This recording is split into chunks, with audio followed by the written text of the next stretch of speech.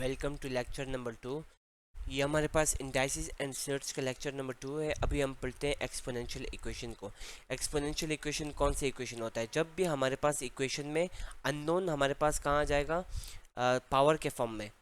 Unknown हमारे पास index के form में या पावर के फॉर्म में आ जाएगा तो उसको हम एक्सपोनेंशियल इक्वेशन कहते हैं। ठीक है, अब इसको सॉल्व करने के हमारे पास दो मेथड होते हैं। एक हमारे पास इक्वेट द पावर्स, दूसरा हमारे पास है सब्स्टिट्यूशन मेथड।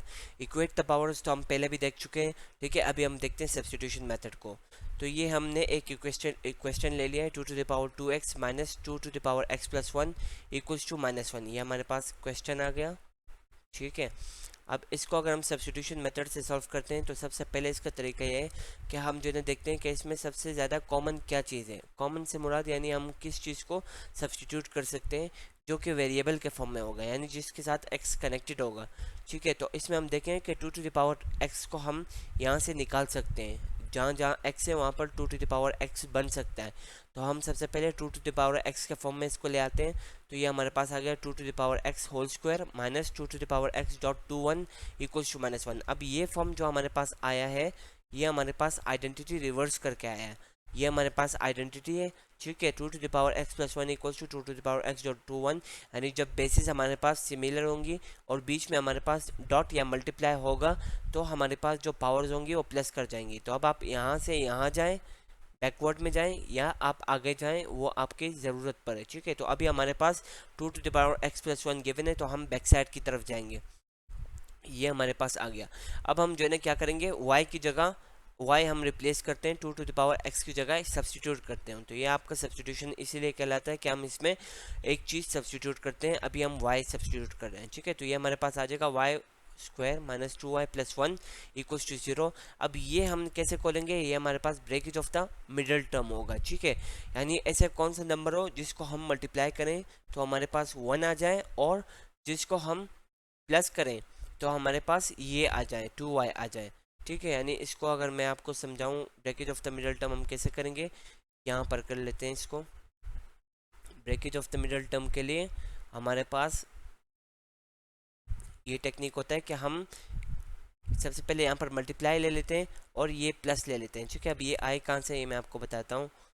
अब ये मल्टीप्लाई हमारे पास ये तो इसका ये प्लस यहाँ से आया है। ठीक है, प्लस हमने जो इसका जो भी यहाँ पर इसका आखिरी जो वैल्यू होगी उसके साथ या ये जो नॉन वेरिएबल वाली वैल्यू होगी जिसके साथ वेरिएबल नहीं होगा वहाँ से हम प्लस उठाएंगे, यहाँ पर प्लेस कर देंगे। मल्टीप्लाई ये हमेशा यहाँ पर आएगा। ठीक है, और यहाँ पर कौन सी वैल्यू आएगी, जो लास्ट वाली वैल्यू होगी। ठीक है, और यहाँ पर कौन सी वैल्यू आएगी, जो मिडिल में होगी। ठीक है, ये हमारे पास आ गई।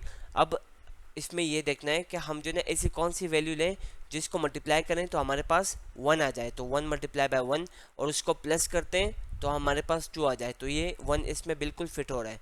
ठीक है, अब जो भी हमारे पास 1 है, अब यहाँ पर है Y square minus 1y minus 1y। ये माइनस कहाँ से आया, ये इसका ये वाला माइनस है। ठीक है, ये हमारे पास माइनस है। -1y माइनस 1y प्लस 1 1 हमने क्यों नहीं लिखा, क्योंकि हम 1 नहीं लिखते हैं। ठीक है, अब y इसमें से कॉमन आ गया तो y -1 आ गया। -1 हमने यहाँ से कॉमन ले लिया तो y -1 हमारे पास कॉमन निकल के आ गया। अब हमने दोनों को सब्जेक्ट बनाया इक्वल्स टू 0, तो इक्वेट करके हमारे पास वैल्यू आ गई y इक्वल्स टू 1 की। ठीक है, अब हम जो है ना क्या करेंगे, सब्स्टिट्यूशन को अब रिवर्स करेंगे, यानी y इक्वल्स टू 2x हमने ले लिया था शुरू में, तो अब y की जगह हम उसकी वैल्यू पुट कर देंगे। तो ये वैल्यू हमने पुट कर दी 1। अब इक्वल्स टू 2x। ठीक है, 1 हमने पुट कर दी इक्वल्स टू 2x। अब 1 की जगह हमने दोबारा आइडेंटिटी लगाई है 2 to the power 0 वाली। 2 to the power 0 equals to 1। तो ये हमारे पास बेसिस सेम आ गए। 2 हमने क्यों लिया, क्योंकि हमें बेस सेम करना था। बेसिस सेम हो गई, ऊपर हमारे पास x⁴ और यहाँ पर x है। ठीक है, इन दोनों को हमने इक्वेट कर दिया x equals to 0 equating the powers करके। तो ये हमारे पास दो वैल्यूज आ गए x equals to 0 y equals to 1 की। ठीक है, ये पार्ट सॉल्व हो गया। अब हम सर्च को पढ़ते हैं। तो सर्च में एक बात ये थी कि हमारे पास एक सिमिलर सर्च होता है और डिसिमिलर सर्च होता है। इसमें सिर्फ इतना डिफरेंस होता है कि हमारे पास जो उसकी जो बेस वैल्यूज़ होती हैं वो सिमिलर में सेम होती है और डिसिमिलर में डिफरेंट होती है। ठीक है, डिसिमिलर में क्या होता है, वैल्यूज़ डिफरेंट होती है। सर्च का तो आपको पता ही है कि हमारे पास जब भी पावर फ्रैक्शनल फॉर्म में आएगा तो ये हमारे पास जो है ना सर्च कहलाता है, ठीक है।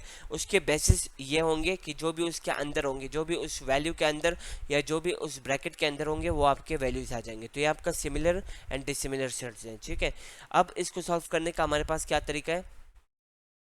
सबसे पहले जो भी आपके पास क्वेश्चन गिवन होगा, यहाँ पर है 6√243 माइनस √12 प्लस 3√441, ये हमारे पास क्वेश्चन गिवन है, ठीक है। अब इसको सॉल्व करने का हमारे पास ये तरीका है कि सबसे पहले इसको सिंपलेस्ट फॉर्म में ले आएँ। सिंपलेस्ट फॉर्म जो भी इसकी बनेगी हम इसमें ले आते हैं, ठीक है। यहाँ पर हमारे पास है 81 सबसे पहले ये हम स्टेप वाइज चलेंगे, ठीक है। सबसे पहले सिंपलेस्ट फॉर्म में, फिर उसके बाद और सिंपलेस्ट फॉर्म में, फिर और सिंपलेस्ट फॉर्म में, तो हमें इस तरह स्टेप्स के मार्क्स भी मिल जाएंगे, ठीक है। इसको हमने 4 × 3 करके 49 × n करके, और ये वैल्यूज़ हमारे पास आएगी कहाँ से, ये हमारे पास यहाँ से आएंगी, ये फॉर्म करके 441। जो भी हमारे पास ये तरीका होता है, इसमें यहाँ पर फैक्टर्स आ जाएंगे, इसके जो भी इसके फैक्टर्स होंगे, एफ कर लेता हूँ मैं इसको, इसके इधर यहाँ पर फैक्टर्स आ जाएंगे, उससे हमारे पास ये आएंगे, ठीक है। तो ये हमारे पास 81 × 3 करके आ गया। अब हमने इसको 9 स्क्वायर में कन्वर्ट कर दिया, स्क्वायर कट जाएंगे तो हमारे पास सिर्फ 9 आ जाएगा, ठीक है। √3 इस तरह ही रह जाएगा। इस तरह हमारे पास यहाँ पर 2 के फॉर्म में हमने उसको कन्वर्ट कर दिया, तो 2 स्क्वायर कट जाएंगे तो 2 हमारे पास बाहर आ जाएगा √3 अंदर। इस तरह ये हमारे पास 7 स्क्वायर के फॉर्म में हमने उसको कन्वर्ट कर दिया, स्क्वायर कट जाएंगे, स्क्वायर और अंडर कट जाएंगे तो हमारे पास 3 × 7 बाहर आ जाएंगे। इस तरह यहाँ पर 3 भी है, 3 स्क्वायर और अंडर कट जाएंगे तो हमारे पास 3 रह जाएगा। इस तरह फिर हम इसको क्या करते हैं, जो हमारे पास इन दोनों में कॉमन है उसको हम प्लस माइनस कर लेते हैं, तो 54 - 2 हो जाएगा। इस तरह ये आपके 63 करके आंसर आ जाता है, ठीक है। अब ये स्क्वायर और अंडर रूट कैसे कटता है ये मैं आपको बता देता हूँ। यानी ये आपका √9 है। अब इसमें इसको हम 3 में कैसे लाते हैं, ये हम इस तरह लाते हैं कि हमारे पास 9 स्क्वायर आ गया। अब अंडर रूट क्या होता है, आपका पावर 1/2 होता है, जो भी आपका x होता है उसके ऊपर पावर आता है 1/2। अब ये 1/2 और ये 2 ये आप इसमें एक दूसरे को कैंसिल कर लेते हैं, ठीक है। तो आपका फाइनल वैल्यू आपका आ जाएगा 3। तो ये इस तरह हमने सॉल्व करा है, ठीक है। अब हम पढ़ते हैं रैशनलाइज का मतलब है कि हमारे पास जो सर्ड्स हैं, यानी जो भी हमारे पास डिनोमिनेटर में सर्ड्स हैं उसको अगर हम रैशनलाइज करते हैं तो इसका मतलब ये है कि हम उसमें से पावर रिमूव करते हैं। यानी ये आपका a/√b है, डिनोमिनेटर में आपका सर्ड है, इसको हम कैसे रैशनलाइज करते हैं वो अलग बात है। होता क्या है, तो हमारे पास ये आ गया आपका b, यानी उसमें अब कोई पावर नहीं है फ्रैक्शनल फॉर्म में। पावर तो वैसे 1 है इसका, लेकिन फ्रैक्शनल फॉर्म में इसका कोई पावर नहीं है, यानी सर्ड नहीं है।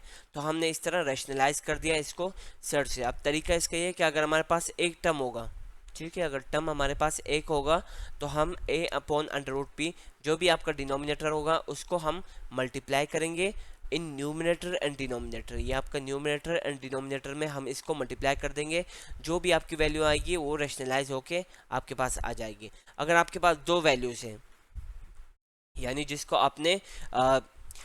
आपने रैशनलाइज करना है उसका डिनोमिनेटर में दो वैल्यूज हैं सर्ट्स के फॉर्म में, तो फिर उसका तरीका यह है कि आप उसको क्या करेंगे, उसका जो भी उसके बीच में जो प्लस या माइनस होगा उसका आप अपोजिट लेके डिनोमिनेटर न्यूमिनेटर में उसको मल्टीप्लाई कर देंगे। जो भी इसके बीच में वैल्यू होगी उसको आप प्लस माइनस चेंज करके अपोजिट साइंस लेके उसको न्यूमिनेटर एंड डिनोमिनेटर में मल्टीप्लाई कर देंगे, ठीक है। अब इसका तरीकाकार क्या है, अब ये हमारे पास है a/√b + c।